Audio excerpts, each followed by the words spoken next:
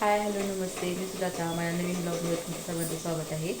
आणि आजच्या ब्लॉगची स्टार्ट मी संध्याकाळी 7:30 वाजता केले शार्प, नाही 8 वाजता केले शार्प. स्वयंपाक माझा आवरत आला आहे. स्वयंपाकमध्ये पावभाजी, भात बनवत तिकडे शिट्ट्या व्हायला कुकरच्या.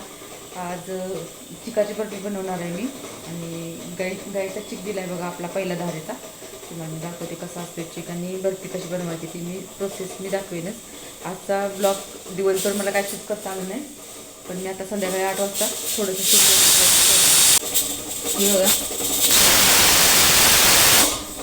चिक आहे हा, आणि पहिल्या धारेचा चिक आहे तो मी शिजवत टाकलाय. त्यात साखर वगैरे काय घालायचं नाही, ॲड नंतर साखर करायचा वरून. आणि इकडे मी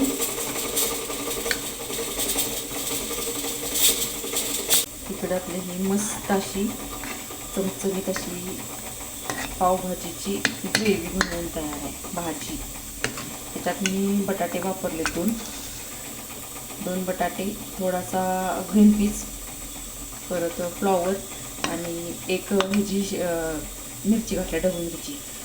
हे सगळं असं मी म्हणजे 2 कांदे आणि 2 टोमॅटो अशी ग्रेव्ही मस्त झणझणीत चमचमीत असा बेत आहे आजचा. आणि पाव सांगितले मिस्टरांना आणायला. मस्त अशी पावभाजी बनवून तयार आहे बघा. चिकाची बर्फी करण्यासाठी मी तो चिक जो उकडत ठेवला आहे तो उकडल्यानंतर किसून घ्यायचा. आणि जेवढा चिक होतोय त्याच्यापेक्षा थोडीशी कमी साखर घालायची मोजून घेऊन आपण भांड्यानं. आणि चिक म्हणजे तो बर्फी त्याची किस पडलेला असतो तो किसून घ्यायचा असतो. मी तुम्हाला प्रोसेस दाखवायचा प्रयत्न करेनच मी कसं करणार आहे ते. आणि एक मोठं प्रॉब्लेम म्हणजे माझा ट्रायपॉड विसरला आहे प्लॅन्टवर, आणि इथं मला लावता येणं झालं सेटिंग त्यामुळं कट्ट्यावर. तरी पण मी हाताने शूट घेऊन दाखवण्याचा प्रयत्न करेनच तुम्हाला कशी चिकाची बर्फी बनवायची असते ती. चला तर मग बघूया चिकाची बर्फी कशी आहे ती. आजची मस्त आपण चिकाची बर्फी बनवलेली मी तुम्हाला रेसिपी माझी रेसिपी आहे तुमच्याबरोबर शेअर करेन. चला तर बघूया मग पुढं. आता अजून ती करवी शिजायचा आहे चिक. तो चिक शिजल्यानंतर मग थंड झाल्यानंतर किसायचा, मग गार करायचा, गार करून किसायचा, आणि मग त्यात साखर मिक्स करायची आपण. बघायचं मग वेळ आहे, भरपूर मोठी प्रोसेस आहे. कांदा पण मी कट करून घेतला आहे. माझ्याकडं असा हा ऑनलाईन चॉपर आहे. खूप फायदेशीर आणि खूप उपयोगाची वस्तू आहे माझ्यासाठी, आणि खूप फास्ट काम होतं याच्यावर. कांदा बघा इतका छान कट करून घेतला आहे, मस्त जसा पाहिजे तसा आपल्याला जेवढा बारीक पाहिजे असतो तेवढा कट करून म्हणजे होतो ह्याच्यात. खूप छान आहे बघा हा चॉपर. मी किती 120 रुपये का 30 रुपये काहीतरी मागवलं आहे ऑनलाईन, मिशोवरून मागवलं आहे बघा. हे खूप छान प्रोडक्ट आहे, मला मिशोचे प्रोडक्ट खूप छान लागले.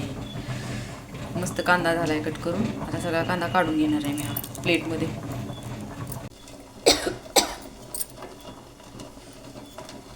उघडले बघा मी आता.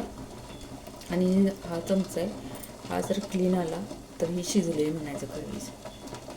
थोडंसं अजून शिजायला पाहिजे हे बघा, नाही का, थोडंसं अजून क्लीन आलेलं नाही. अजून थोडा वेळ मी झाकून ठेवणार आहे शिजवत.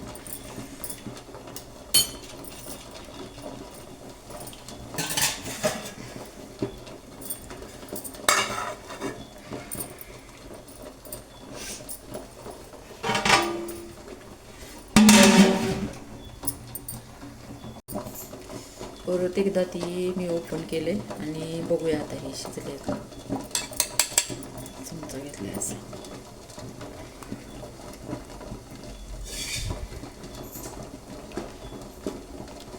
बऱ्यापैकी क्लीन आले.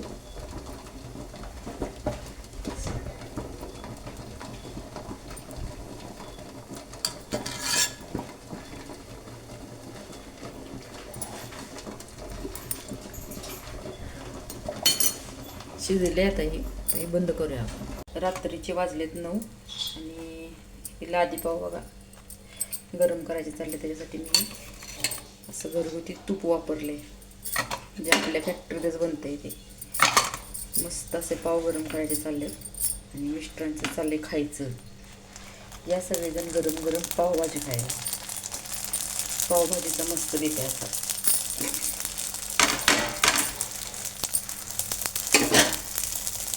माझं चाललंय पाव गरम करून द्यायचं काम आणि मिस्टरांचं चाललंय पावभाजीचा आस्वाद घ्यायचं गरम गरम मस्त असं.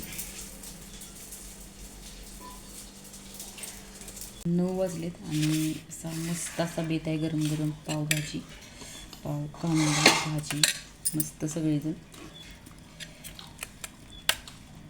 पावभाजी खायला या.